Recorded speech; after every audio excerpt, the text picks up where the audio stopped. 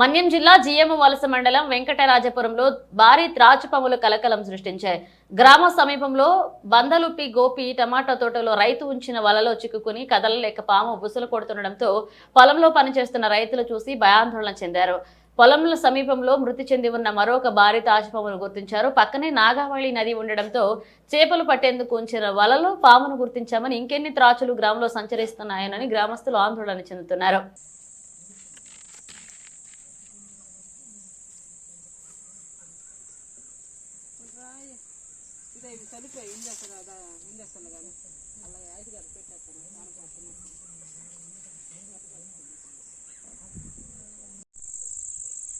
అది మరి కావలేదన్నా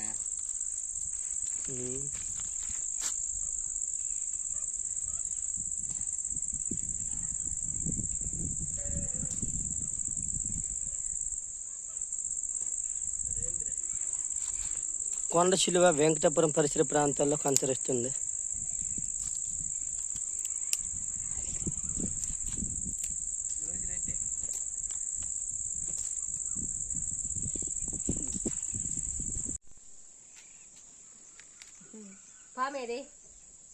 అదిగో పొరల భయంతో వణికిపోతున్న గ్రామస్తులు.